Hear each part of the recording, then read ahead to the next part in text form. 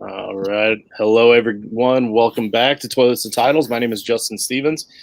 Thanks for joining us again. As you notice, I almost jumped right into to Coach's little tidbit that he says when he jumps on here. So I didn't mean that just came out. But I've got the Frito Bandito with me tonight. I've got Rich himself, Rich Gonzalez. How are we doing tonight? Doing great. Ready to do a little talk, a little chat. Yep. What happened over the weekend? You want to forget about what happened over the weekend? I want to talk about what happened over the weekend. Oh, you're talking about the draft. There you go. Oh, okay. All right. So you have a good weekend yourself, though? Oh, yeah. I celebrated anniversary with my wife. So went out and celebrated, drank a little beverages, drank a little food, ate some food, and actually got my first pedicure. A little embarrassed I'm saying that online, but hey. Hey, that's sweet, man. That's sweet. You're a better man than me, that's for sure. Yeah, I won't do it again. Why don't you tell us a little bit about that experience, Rich? Let's move on. All right, we'll move on. All right, so we're going to talk about the NFL draft recap, our reactions to some of the key players that we saw from the 2021 NFL draft. This is episode 55. I'm going to do a little house cleaning here first. Make sure you check us out at Toilets and Titles. That's our main show Twitter handle. At Coach Sheps. He's not with us tonight. He's chilling out, watching some movies and trying to bounce back. He's not feeling the greatest tonight. So we're gonna chug along without him. And those of you at home watching can watch his train wreck with us. At Justin FF_ for me, my boy at R Gonzalez RM. Of course, you can still check out at Nate_Dirt19 and the rest of the gang also on Twitter down here at the scroll at the bottom. But we're also on When a Family Breaks live on Facebook, and you can also check out our Facebook page as well. Please hit that like and subscribe button for us just to help us out. I know that we're not getting it based off of our abilities right now, but I promise you it's going to get better. You can see us or listen to us on Apple Podcasts, YouTube, Facebook, Podbean. Like I said, When a Family Breaks, Spotify, all of that. Don't forget our Frankenstein giveaway. We're going to give away at least, I think it's at least 3 free giveaways for our Frankenstein Listeners League, just by giving us that 5-star review on Apple Podcast. I want to do the read right now for Primetime Sports Talk. Today's episode is brought to you by Primetime Sports Talk, your top source for all major sports content, including DFS, fantasy advice, and great gambling tips. Be sure to head to http://primetimesportstalk.com to check out their in-depth analysis, exclusive articles, fascinating interviews, and explore the rest of their amazing podcast family. Again, primetimesportstalk.com, your go-to spot for sports content. All right, Rich, I think that's it for the house cleaning. So we're ready to jump right into this. And I'm going to start us off with the first round. Actually, before we do the first round, let's talk about our favorite draft as far as team goes.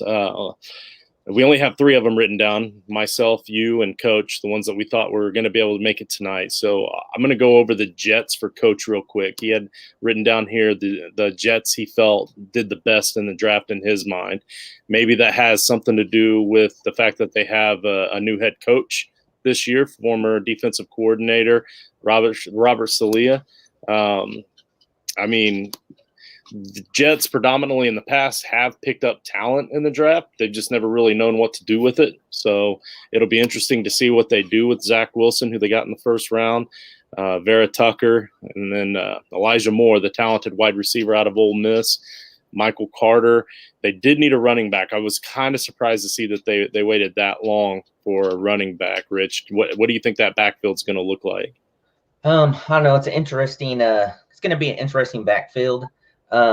P. Ryan, he kind of went around the same spot last year when they drafted him, so it's going to kind of be like a running back committee. So I hope Carter excels from the gate and maybe takes over a huge amount of those shares. But I just think right now and stuff like that, it's going to be a running back by committee starting out. Yeah.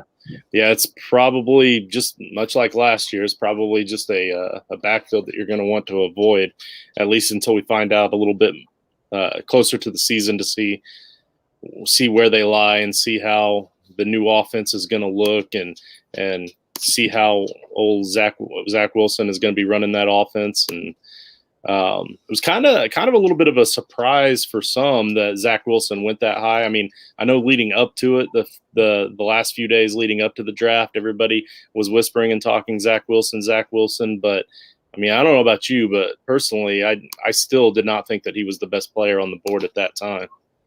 No, I agree with you. He's kind of been that spot, that everybody knew who that they were going to take.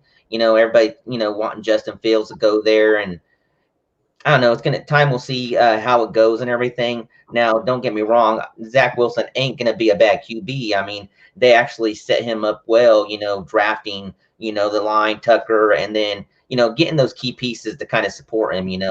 A lot of people said if the Jets would have done this with Darnold there, maybe they would be in a different situation. Yeah, that's true. And it's funny that you mentioned that that everybody kind of thought that Justin Fields was going to go there, because that kind of segues into my favorite team of the draft, the Chicago Bears.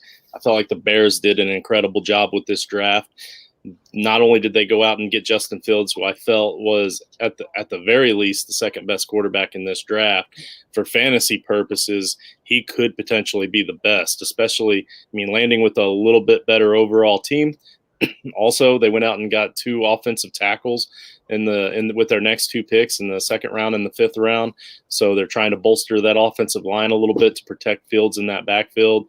Then they got Khalil Herbert, who's kind of underrated. He went in the 6th round. I was kind of surprised. He's a very talented back out of Virginia Tech. I kind of see him being able to steal carries right out the gate. I know he's going to be the 3rd down back.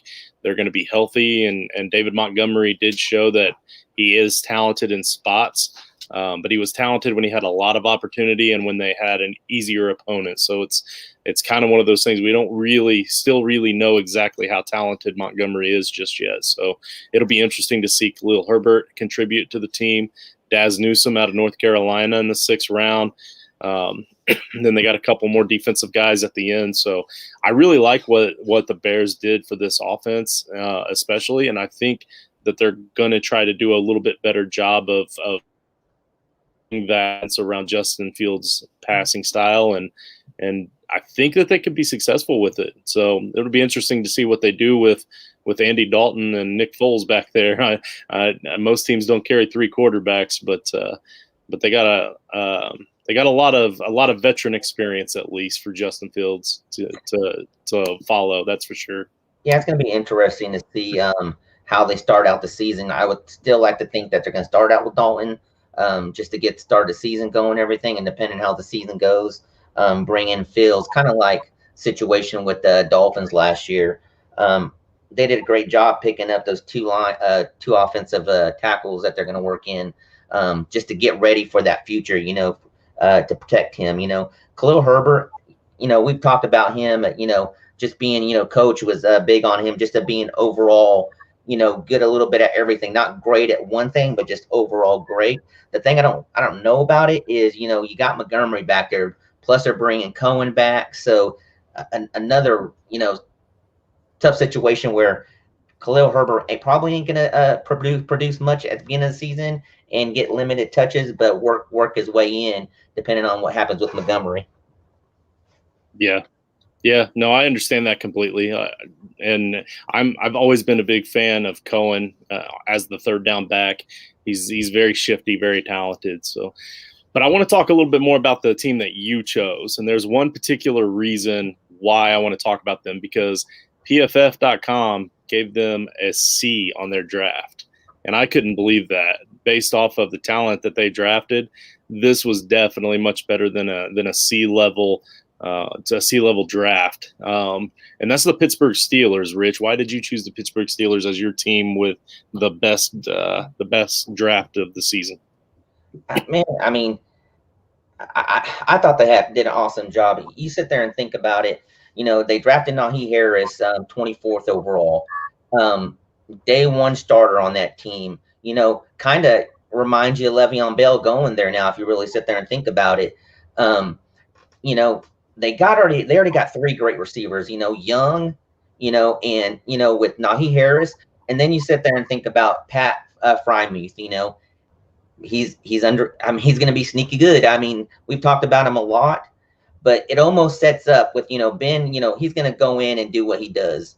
But when he sets and decides to go off into that sunset, you got a good core to, you know, for that next quarterback that comes in, and that is going to have that experience together to help support that next QB that comes in. I think this is a great way that they kind of set up for the future, depending on what happens with Ben. Right.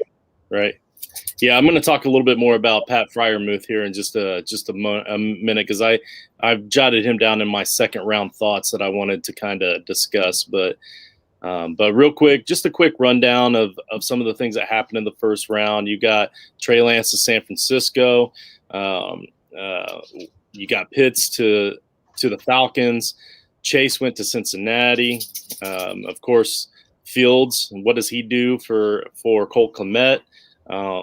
Wilson, Mac Jones. So these are just a list of the guys that we're going to be talking about for the first round, along with a couple others. But real quick, let's start off with let's just start here at the top with Trey Lance going to San Francisco. Do you think he starts right out the gate? No. It really depends. I mean, how their season goes. Garoppolo, look, he's going to be your day one starter. You know, if they have a great season and looking to be a playoff run and everything, I don't see them pulling him. This is to get them ready for next year. Now, if he gets injured or that season just doesn't go that way, then yeah, he's going to jump in. But I just think this is still Garoppolo's team this year. And by no means I love Lance. You know, I was more on other quarterbacks, but now that you start seeing how everything fell, I mean, he's going to be a good quarterback coming up if the team sets him up right. Yeah, with this team around him, it's time for Garoppolo to succeed. He's got to stay healthy, and he has to succeed. I know they drafted Trey Lance a little high. Again, I don't think that he was the best quarterback to take in that spot. He doesn't have a lot of experience himself, even at the college level. So for San Francisco to take him, it was pretty much telling me right away that, hey, he's going to sit for a year or two. Jimmy's still our guy for right now. So I agree with you on that. But I think Jimmy, with this talent around him, he's got a real opportunity to show himself. And if he doesn't do it this year, then he just doesn't have it. And he'll probably need to dial it back to being a backup somewhere.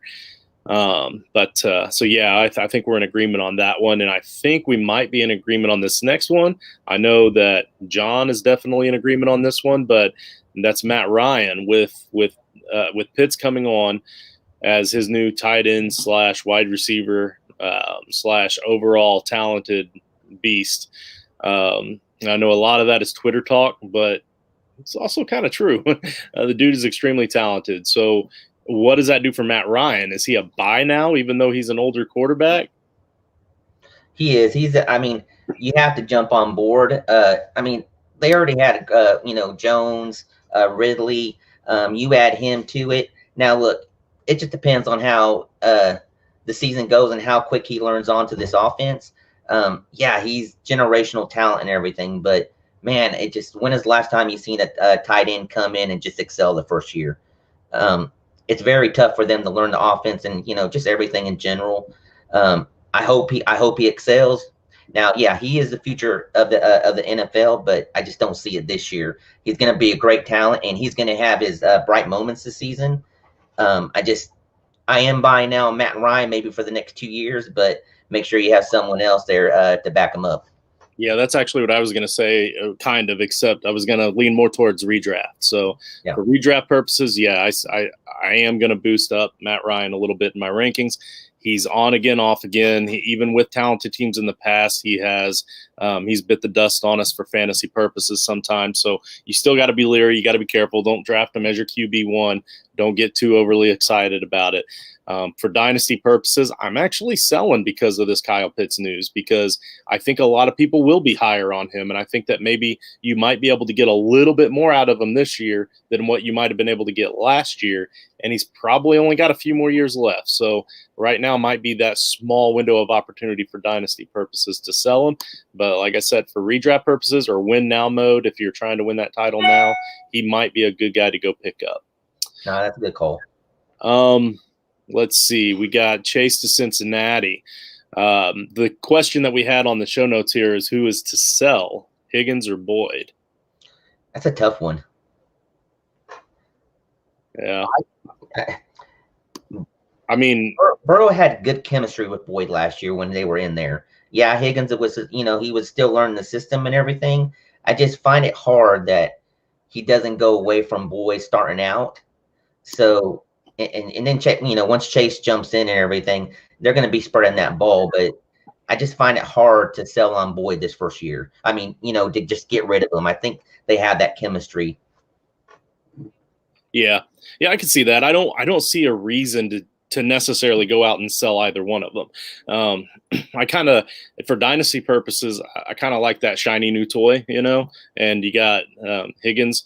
He showed that he could potentially at least be a very dominant presence for Burrow. So if I had to choose one of them, I'm probably selling Boyd. I think that you're probably not going to get as much out of Boyd as you would a Higgins, but I think I would probably sell Boyd personally. But just straight up though, Jamar Chase in that offense with his old teammate Joe Burrow, there's a real possibility for something special right there. So starting from the gate, I see that. And I love stacks. Those of you that know me know that I love stacks. So if I already have Joe Burrow, I'm gonna go out of my way to do all I can to try to get Jamar Chase, just to keep that stack, because that's a stack that could potentially be, your next Matt Ryan and Julio Jones for the next 10 years, 12 years, whatever. Not to say that Jamar Chase is Julio Jones, but I think Joe Burrow could definitely be Matt Ryan. But you see what I'm saying, though. That could definitely be a good connection to you for a long time. So, yeah, I think if you're wanting to get more in a return right from the gate, you might want to trade Higgins and stuff like that over Boyd, because you'll probably get more in return for dynasty if you're really looking at that aspect. Yeah, that's true too. Yep, absolutely. So I guess, like you said, it just kind of depends on what you're looking for and why you're selling, why you're looking to sell. But obviously that's going to be the case in any dynasty question. But speaking of questions, the next one is thoughts on Fields to Chicago. What does this do for Cole Kmet? Yeah, this is one I actually threw this out there. I actually think this really brings his value up. Especially for a new quarterback, tight end wants to be friends with them and everything. Look, at the end of the season, Kmet was showing he had the potential to be that next tight end, instead that future tight end that's going to score a lot of points for teams and everything. So I think this is a huge upgrade for him with them bringing in Fields. Yeah. Who did we decide that this Facebook user was the other night? That was a friend of you two. Yeah. I can't remember which one it was. So chat that back in there for me if you would, Facebook user. But yeah, he's right along in lines with us here. Matt Ryan is going to look like Breeze before too long. You're probably not too far off on that. And Higgins is a stud, absolutely. And I think he's going to show that even more. Wide receivers have that third-year breakout. Once in a while, they could have a second-year breakout, and I really think that you're going to see that this year with Higgins, now that he's got some real extremely good help on the other side. So that's going to be a lot of fun to watch that combination. Let's see. The Jets, Wilson and Vera Tucker. Was it a good draft? I think John probably put this question down there because that was his team. Did you put that question down there? No, that would have been him.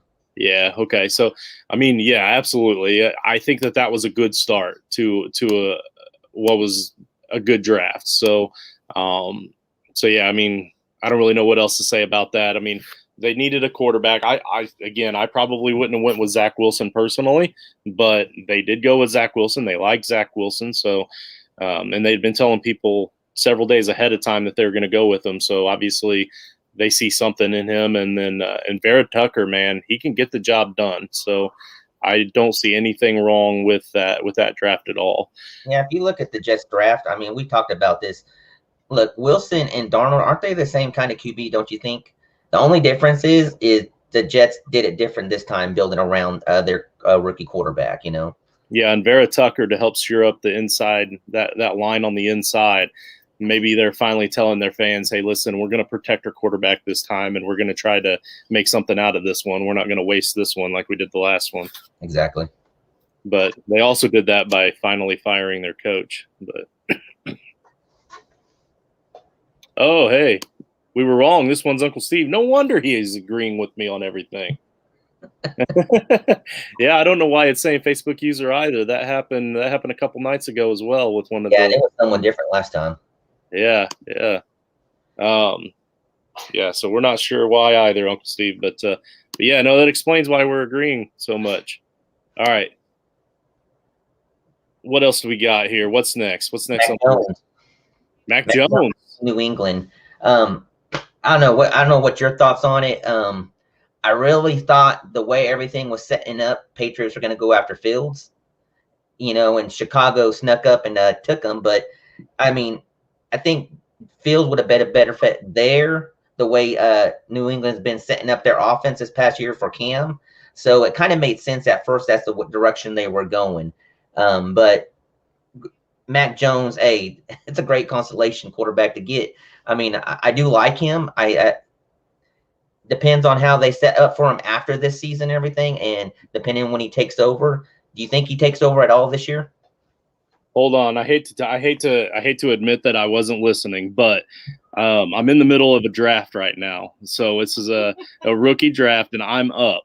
So I'm telling the group right now to tune into YouTube to watch me announce my next pick. So right. You go ahead and talk all you want about Mac Jones. I'll be jumping in just a minute because I actually do have something I want to say about him. Yeah, like I said, look, Mac Jones, with the draft going on, everybody was thinking he was going 3. And it kind of lined up that they weren't going to, but they were being sneaky about who they were talking about going to the 49ers. But in the same token, dang, I can't think of the coach's name. Just slipped my mind. Belichick, there you go. Belichick coming up and getting his quarterback and stuff like that. Maybe he's thinking that he's going to start all over with another decade run with Mac Jones, and maybe he fits a system once they build around him. I just don't see the way they're building right now. They're going to have to regroup again to build up around Mac Jones. Yeah, well, we're in a disagreement in that one, so I'm glad we finally found one that we're disagreeing on. But we got John. He's at home watching. Hey, John. But yeah, so as far as the Mac Jones thing goes, first thing I want to say is Shane P. Allen, you were in my head during the draft earlier. You messed with my head. We were working on a trade. I think you knew where I wanted to go, and I thought you were zigging when you were really zagging, and you got me. You got me good. You sniped me. And you took Mac Jones right away from me. So I was going after Mac Jones. I thought maybe I could get him at the 111. This is a super flex league. He was the 5th quarterback. Four were already taken. He was next on the list, right? And Shane dangled that 108 in front of me. I had my chance to take it. I didn't want to give up quite what he was asking, even though it was fair. I'm so difficult to trade with. I understand that. This is my own fault. I should have jumped on it, but I didn't. So instead, I got Javonte Williams at the 111. I'm perfectly okay with that. And Travis Etienne at the 112. So I got 2 running backs back to back. I needed a lot of running back help. But now I'm up again. So before I make my pick, though, I want to get off of this Mac Jones kick. And as far as Mac Jones to the Patriots goes, I like it. I really like the pick because I think that he has the potential to be an kind of like an Eli Manning level player, maybe a Matt Ryan level player, like maybe nobody super great, but somebody that's really good. And if they have the right tools around them, they could have a long career in the NFL. And for fantasy purposes, he could be your QB2 every single week, every single season. And for super flex purposes, you could be comfortable with that. I've been saying that so far all offseason, and I really, truly believe that, especially in a New England Patriots offense where they do protect the quarterback, and they do, they do have a history of running with the same quarterback for a while under Bill Belichick. Obviously, when you have Tom Brady, you're not going to look too far elsewhere anyway, but you never know. So he's usually, he's going to be going late in the first round, most likely. Shane took him a little too early just to get under my skin, I think, but I still love you, Shane, but we're going to fight later. All right. So my team is up. So I'm going to share my screen. This is the Too Legit League. Let me pull it up here. And you tell me, can you see that, Rich? Yeah, no, my eyes ain't that good. Is it on the screen though? Yeah, it's on the screen. Yeah. Okay, cool. So you can see the first round so far. Pretty chalk at first for a super flex league with Trevor Lawrence and Justin Fields, but then Kyle Pitts went. This is a tight end premium, start 2 tight ends, so that's no surprise. Trey Lance, Zach Wilson, Jamar Chase, Najee Harris, Mac Jones, we've already talked about. Then I was kind of surprised to see Trey Sermon and Jalen Waddle go before Javonte Williams, but they did, so I took advantage of that and jumped on that Javonte Williams. Travis Etienne was still there, and I kind of wanted to go wide receiver instead of running back just because I had just gone running back. But I also know that Shane Hallam does talk a little highly of Travis Etienne, so maybe we might have a little bit of trade going on here so I could still get my Mac Jones later. I might have to give up a little extra. I don't know. I should have went with Freiermuth. I was really hoping Freiermuth would fall to me in this tight end premium, but Matt, our very own Matt, kind of threw the dagger in my heart there on that one. And then Devontae Smith went. So now I am up, and we are going to look at what we have available. And Rich, you can help me make my pick, and whoever might be watching right now. Unless you're in this league, I'm not going to listen to you. So I need help at every position. This is pretty much after this draft. I'm going to start selling like crazy, and I'm going to be in total rebuild mode. So I got Rashad Bateman. I really like that. I'm not as scared about the landing spot because everybody talks about how the passing game isn't very good out there and they don't throw the ball that much, but it might be because they haven't had a wide receiver like Rashad Bateman. Kenny Gainwell, I wasn't tickled to death about the landing spot because I like what they already have out there in Philadelphia, but at the same time, they could definitely use a second. Rondell Moore, from Purdue, going to Arizona, Larry Fitzgerald retiring. I think that's a great fit. I really do, and we're going to talk about that in a moment too. But so those are kind of my options. You can kind of see my options here, but I think I'm kind of leaning more towards Bateman or Moore. And then if Bateman, you think Bateman? Yeah, because you sit there and okay, so besides your top 3 receivers, all these other receivers that got drafted after them. Doesn't he have that true path to getting more targets than some of these other receivers on, prime example, what you're talking about with even Elijah Moore, but Rondell Moore that went to Arizona. He's going to have more competition over in Arizona than Bateman. I think Bateman, Watkins went there, but I still think he has the most opportunity besides the top 3 that's going to produce more in the system going for this first season. Right. Yeah, I can understand. This is an IDP, so I could go way out there and take the first defensive player, but I don't think I'm going to do that. Brevin Jordan, it is a tight end premium. I'm thinking about that. I do have another pick in 3 or 4 picks after this one, but 2 of the guys that are after me are very likely to be watching this right now, so I probably should be careful with what I say, but screw it, I don't mind. I also really do like Rondell Moore, so if he's still there in a few picks when I go, I'll probably take him then. But really leaning Rashad Bateman right now. Let me get back to the stream here and see if anybody has jumped in. Pick Trask. Of course, John. This is why I said I'm not listening to anybody that's in the league. I do need a quarterback, and I'm not saying that's a horrible pick, but come on now. You're leading me astray. Trade with me with you guys, but with it being IDP, it's been a while since I've been in an IDP league. Yeah. Who is this that said trade with me? Because I don't. Steve. No, that's this is the Too Legit league. I don't think that Uncle Steve is in that one. So would it be Matt? Maybe, but anyway, I'm not gonna let the guys wait. I'm gonna go ahead and go with Bateman. That way they can go ahead and pick. Who knows? Maybe by the end of the show we can get my next pick in because I'm up again pretty soon. So so we're gonna go with Rashad Bateman because why not? YOLO. I would pick. All right. So oh shoot, I forgot. I've got to drop some play. So I tell you what, we're going to go on to the next thing. You're going to start talking about the next subject, and I have to go back and drop a player before I can pick him up. So the next item on the list is Tony to the Giants in the first round. So this one should be good. Yeah, it's very interesting. Yeah, you can go ahead with that one. Yeah, this is. I really don't know where to go with this because of the fact, there was so much, negative and pros everybody talking about leading up to the draft with him. And then of all places he goes to a place that literally has 4, 5, 6, 7 receivers that are just lining up with Galladay. Not to mention they even picked up John Brown. Yeah, he might not do anything, but man, they already have like 4 or 5 receivers on the team. Not with the tight end. Is this more of a special team and just big play potential that they drafted him for, and maybe down the road looking to trade somebody off? I don't know. It's a very odd pick for me. Yeah, I mean, maybe, but who takes a special team specialist in the first round?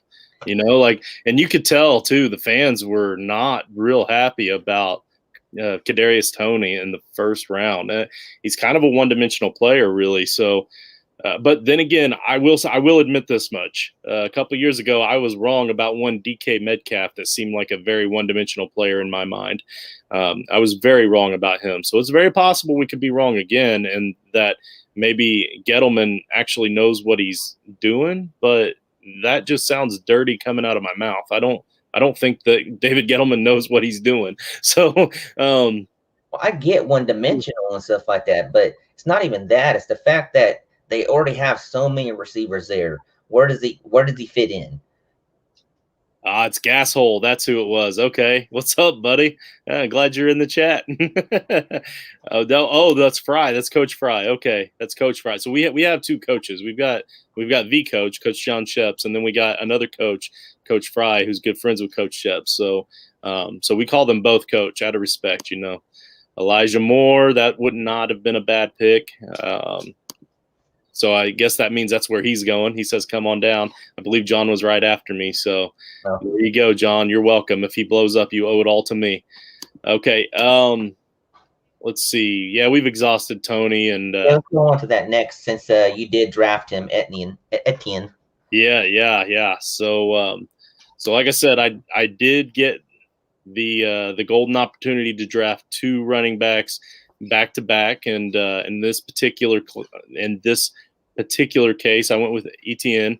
So the question is, what's your thoughts on him sharing backfield with J-Rob? I don't mind it. I don't mind it as a rookie. I don't think. Okay. Here's my take on James Robinson, and I know that you have 2 sides to it. You have one side that says, dude was a beast. He was efficient. He was good. He did everything that was asked of him. He caught the ball. He ran the ball. He scored touchdowns. And then you have the side that says that he only did it because of the opportunity. He only did it because there was nobody else there. Leonard Fournette looked like a stud for a lot of years in that offense because there was nobody else behind him and all that sort of stuff. I kind of fall somewhere in between. I do think that he's a talented enough back. And I can't say I was wrong about him. I just didn't really know who he was. I didn't do enough research on him, and I totally missed on him, and that's on me. But now that I do know who he is and I have seen him play, he does pass the eye test. Like he is a talented back, but at the same time, I think he got a lot of that because of the opportunity too.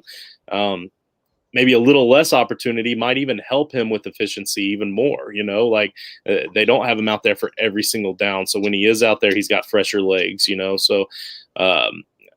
So I can't say that it's necessarily a bad thing. I'm not lowering James Robinson a lot on my list, but I am still targeting ETN and redrafts later on, just in case this guy has something.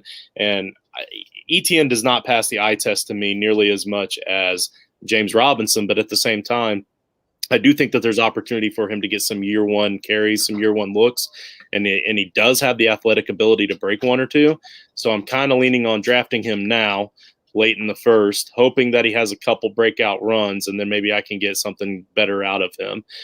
That's kind of my play on him. So we'll wait and see. I know some guys are big on ETN, but I'm not one of them that's huge on him. It was just a value pick at this point based on what everybody else feels about him. And maybe I can flip him before the season even starts. Yeah, see what kind of preseason he has. Yeah. See how he's used. Yeah, Bateman to Baltimore. We just talked about that. I think he will get much more opportunity than most of the wide receivers have in the past with Lamar throwing the ball. I think Lamar feels more comfortable throwing the ball with a wide receiver like Bateman. I think we're going to see that. So I'm happy with my Bateman pick. I'm also happy to get Bateman. Obviously, clearly, I'm not afraid to draft him. You all just saw it live on our channel, but at the same time, I can't say I'm going to be scared to get him in redraft either, because I think he's going to be really cheap in redraft leagues. So yeah, you got to see that Baltimore also drafted another receiver in Tylan Wallace. So you got two rookie receivers coming in to start out. How does that affect Marquis Brown? No, that's a fair point, but I think Marquis Brown. Oh, I don't know. I think he's been a disappointment. I think there's a reason why Lamar Jackson hasn't been able to throw the ball very much in that offense and why they run it so much. And it's not just because he tucks and runs. He has gotten a lot more accurate since his rookie season, and he can throw the ball. It's just a matter of whether or not his receivers are able to get open. And I don't think that Marquis Brown is necessarily that guy. I think he might wind up being one of the disappointments that we see later on down the road from time to time. So yeah, he could be a casualty of the way they drafted this year. Yeah, and so Zach Wilson and Elijah Moore stack. John's typing in right here. So yeah, I love those stacks. I love those stacks, John. All right, what do we got next? The Packers just love Aaron Rodgers. Was that you, Rich? No. All right, John. The reason why I'm not even going to talk about that at all is the fact that everybody wants to say he's going to the Raiders. No, well, you're right. Everybody wants to say that, but it's like my buddy Neil Maligno from the Clock Dodgers likes to say, that the Raiders always get drawn into the conversation just to make the players seem more valuable because they have another. So he feels your love in that one, but my thing is Rodgers is going to Denver. There's no two ways around it. It's a done deal. From what I understand from actually it's somebody on Twitter that follows me. It's actually going to be on our Broncos episode, but she messaged me, and I'll give her credit in the comments. But she had messaged me and said it's something like June 2nd. If Rodgers gets traded after June 2nd, it costs like $13 million less against the Packers cap or something, and that's the only reason that they haven't made the trade official yet. I don't know the details about it just yet, but yeah. So I feel like that's probably when it's going to happen, and Rodgers is going to go to Denver. Let's see. Second round thoughts. Rondale Moore. How does he fit in Arizona? Rich, this was yours. Take it away. Yeah, when I saw this pick at first, a lot of people are liking this pick. It just, it might be a great down the road pick, but I just don't see how he fits in this year. Another team with so many receivers, from Kirk, you got Hopkins there. Now, yeah, I get it. You got AJ Green. He's not going to be a huge factor, but he is going to be out on the field. And I just, they got so many other receivers that they have that's the same kind of receiver. So it was kind of interesting seeing that pick. Now, I got a lot of people, I'm hearing what everybody loves the pick. At first, when I first take a glance at it, I just don't know how he fits in at first, Okay. And that Rogers comment was actually Matt. John put that in there. So Matt helped us out with that one. And to give the credit where the credit was due, it was actually Fallon from Sleeper Wire. I forgot that's who it was that had said that. So you can find her at FF_just a girl and message her about that information, because she's got so much good Denver Broncos intel. She's a big fan of theirs, so she follows them religiously. And she does great work too. So Javonte Williams is next. He is the best. Okay, this was my comment. Javonte Williams is the best running back on the Broncos depth chart by midseason. What do you think about that? Yeah, I can see it. I mean, you got to get Gordon out of there eventually and stuff. Now, I don't know if is this a Taylor kind of situation from last year with Taylor, sharing out the gate and everything, and then he ends up getting that bulk load at the end of the season to really lead up for that next year. If that's being the case and stuff like that, you buy now on him and just get him loaded up for the next season. Or even let somebody else buy now on him, and after he doesn't do very much the first few weeks, you buy on him for a little cheaper than what they paid, and then cash in later. So that's how it went last year with all the running backs. Yeah. And that's kind of what I was getting at. And that's why I was thrilled to get Javonte Williams at the 111 when I did in the Two Legit League, because I felt like that was already a little lower than he should be going. I kind of had him pegged as like a 107, 108, but the tight end premium helped. I will admit that. And obviously Superflex, I was already figuring in the Superflex, but we went 5 quarterbacks instead of just the 4 that I thought. So that helped Javonte drop a little bit to me as well. But I'm saying right now, if I had to pick one running back between the two of them, I'm going with Javonte Williams. But a lot of people know that I also am not very big on Melvin Gordon. I never really have been. He knows how to find the end zone. For some reason, somehow he can find the end zone. I'll give him credit for that. But for the longest time, his 1.2 yards per carry would absolutely be an embarrassment until he'd get those 2 touchdowns in the fourth quarter. So, but yeah, so I'm just saying straight up, I think Javonte Williams is the better running back, and you're going to see that shine by midseason. Pat Freiermuth is a sneaky good pick to stash for Dynasty. I believe I already kind of discussed that. Or no, maybe I said I was going to talk about it later. But my point with Freiermuth on this one is that a lot of people like to talk about how Big Ben doesn't like to throw to his tight ends very much. I would argue that he did throw it to Heath Miller quite a bit, and Heath Miller had a couple of decent seasons. And now maybe Freiermuth is that talented tight end that he needs. But I would also argue that who really cares if it's Dynasty and it's a tight end? You already know it's going to take a season or 2, maybe 3, before your tight end comes around anyway. And by then, Ben Roethlisberger isn't going to be around. We don't know who the quarterback's going to be. Young quarterbacks do tend to like to throw to their tight ends a lot sometimes. Maybe you get a guy that targets the tight end like crazy. You're going to get Pat Freiermuth late in the first, early in the second, and you're going to really enjoy if you have the room to stash him now. Obviously, if you've got a taxi squad, you got the room to stash him. You're going to enjoy the rewards that you reap from that in a few years. Yeah, I like that. I like that pick. When I was discussing earlier, just what you said, dynasty tight end. He's going to be there for that that next young quarterback that comes in once Big Ben heads out.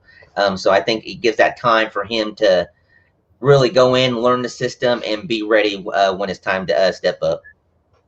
There you go. Very good. Any of these third round thoughts you want to talk about? Trey Sermon. Trey Sermon. Okay. Yeah, when Trey Sermon got drafted, I was like, oh, nice pick and everything. But then later on, they end up drafting another running back too, which was Elijah. Was it? Where's it at?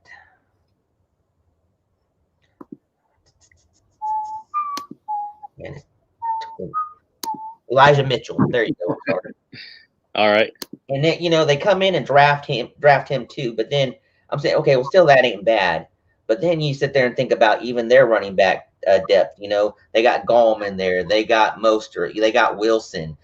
Tons of running backs in there. Yeah, he's one of those, just like what you were saying, let someone get him now and maybe they drop him later and stuff like that and pick him up for dynasty going down the road. Yeah, no, in that, and like I said, in this dynasty league I'm in, Trey Sermon was taken with the 109. I mean, he was taken before Javonte Williams, so obviously maybe other people are seeing him. I know he's a talented back. I do know that. Obviously, he's clearly a talented back, but at the same time, I just didn't like the landing spot. I think you're going to see a lot of passes. There's going to be a lot of dump-off passes, though, and that could really play in favor with the running backs as well. So it's possible. It's very possible. PPR maybe especially. So the one in the third round that I really wanted to talk about was Davis Mills versus Tyrod Taylor. So Tyrod, I guess, is technically the starter right now for the Houston Texans because we don't know what's going to go on with Watson with all the legal issues and stuff. And to be quite honest, from what we're hearing, if he's guilty of all of those counts, there's no reason he should ever be allowed on the field again, in my opinion. But hey, what do I know? I'm just a guy, right? But Davis Mills comes in as the rookie. Tyrod Taylor isn't anything crazy good. He's not amazing, but he is talented. He is decent. He's had the opportunity before, and if not for a needle to the lungs last season, who knows what could have happened with the Chargers and where Justin Herbert would be right now in his career. But what do you feel? What do you feel about that? Actually, since I threw it down, I'll tell you how I feel first. I think Davis Mills has a chance to at least compete. I think Tyrod wins it as the veteran, and if things go south early, like they tend to do for Houston, Mills might get a chance. Maybe mid-season, maybe week 8, maybe week 10. So maybe you go a game or two in. Maybe Houston wins a game or two with Tyrod. You go in, you sweep in, and you get Mills from someone for real cheap, and then you kind of ride it out and hope for the best. Maybe they're going for a title and that sort of thing. So who knows? What do you think?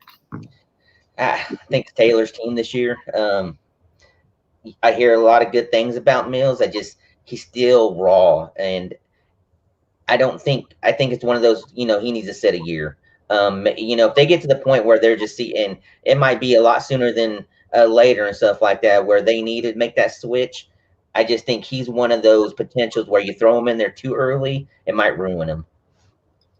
Well, we got the professional in the house now, so and the professional, Gary Gillespie, tends to agree with me. He might be a sneaky little fantasy draft option. There's a little bit about Gary Gillespie.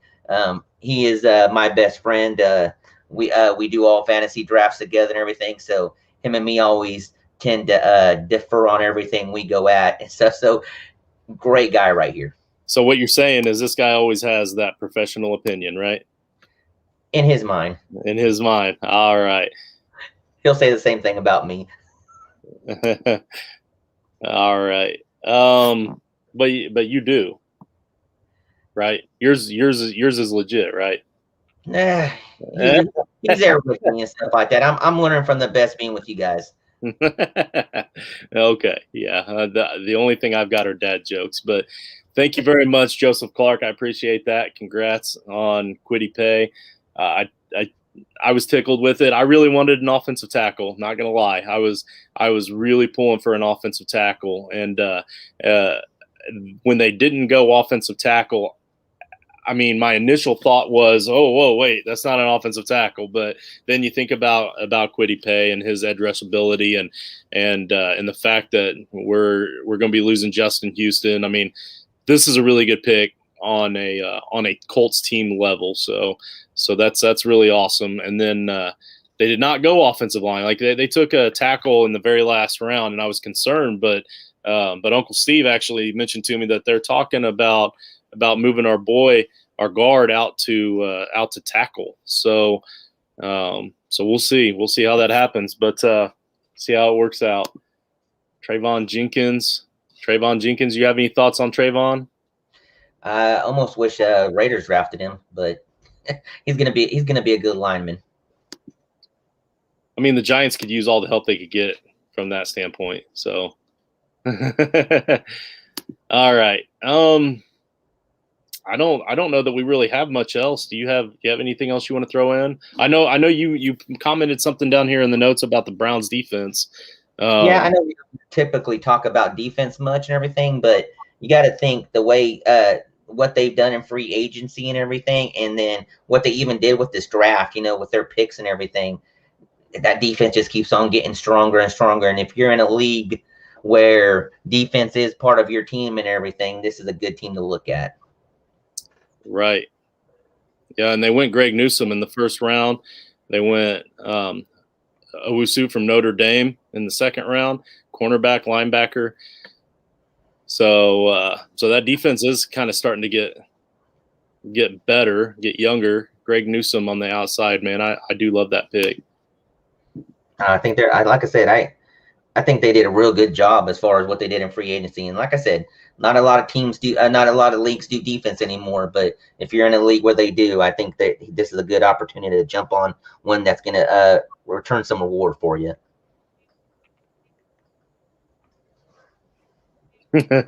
Yeah, Joseph. Yeah, you're right. But the thing about the offensive tackle, though, is that second round there was quite a bit of a run on offensive tackles before the Colts were up in that second round. So that might have had something to do with why they didn't draft him. But if they're going to move Nelson out to tackle, I know it's not ideal for your guard to move to tackle in most situations. But if there's a guard that can do it, I tell you, man, Quentin Nelson is the guy that can do it.